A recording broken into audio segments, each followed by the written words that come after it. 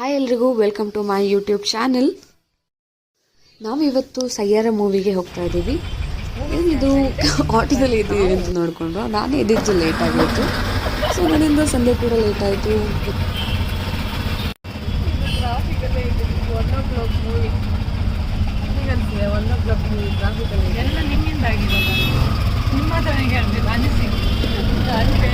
ಬರೀ ಬೇಜಾರಾಗ್ತಾ ಇದೆ.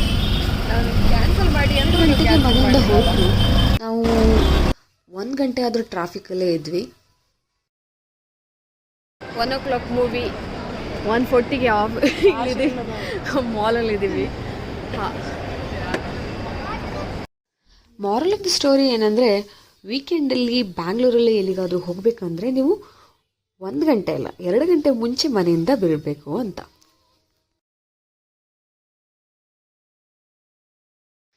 ನಾವು ಲೇಟಾಗಿ ರೀಚ್ ಆದರೂ ಕೂಡ ನಮ್ಮ ಫ್ರೆಂಡ್ಸ್ ಆಲ್ರೆಡಿ ಟೈಮಿಗೆ ರೀಚ್ ಆಗಿದ್ರು. ಸೊ ನಾವು ಅವ್ರ ಹತ್ರ ಏನಾಯಿತು ಅಂತ ಕೇಳಿಬಿಟ್ಟು ಸ್ವಲ್ಪ ಅರ್ಥ ಮಾಡ್ಕೊಂಡ್ವಿ. ದೆನ್ ಫಸ್ಟ್ ಹಾಫಲ್ಲಿ ನನಗೆ ತುಂಬ ಇಷ್ಟ ಆಗಿರೋ ಪಾರ್ಟ್ ಯಾವುದು ಅಂದರೆ, ಅವರು ಫಾದರ್ ಮತ್ತು ಸನ್ ಬಾಂಡ್ ಹೇಗಿತ್ತು ಅಂತ ತೋರಿಸಿದ್ರು. ಅದು ತುಂಬ ಇಷ್ಟ ಆಯಿತು. ಸೆಕೆಂಡ್ ಹಾಫಲ್ಲಿ ಮೂವಿ ಸ್ಟೋರಿ, ಇಮೋಷನ್ಸ್ ಮತ್ತು ಸಾಂಗ್ಸ್ ಎಲ್ಲ ಚೆನ್ನಾಗಿತ್ತು. ನನಗೆ ಜಾಸ್ತಿ ಸಾಂಗ್ಸ್ ಇಷ್ಟ ಆಯಿತು.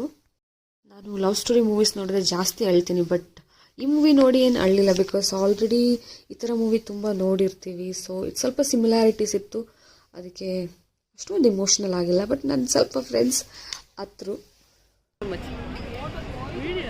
ಈಗ ವ್ಯೂ ಹೇಳಿ, ಸಯ್ಯಾರ ಮೂವಿ ನೋಡಿದ್ರಲ್ಲ, ರಿವ್ಯೂ ಹೇಳಿ. ಚಂದ ಇತ್ತು ಅಷ್ಟೇ, ಪರವಾಗಿಲ್ಲ.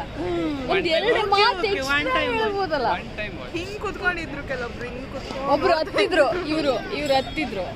ನಮ್ ಶೆಟ್ಟಿಗೆ ಫೀಲಿಂಗ್ಸೇ ಇರ್ಲಿಲ್ಲ. ಡೈಲಾಗ್ ಬರೀ ಇವರೇ ಬರ್ದಂಗೆ ಹೇಳ್ತಾ ಇದ್ರು. ನನಗೂ ಓಕೆ, 1 ಟೈಮ್ ನೋಡ್ಬೋದು.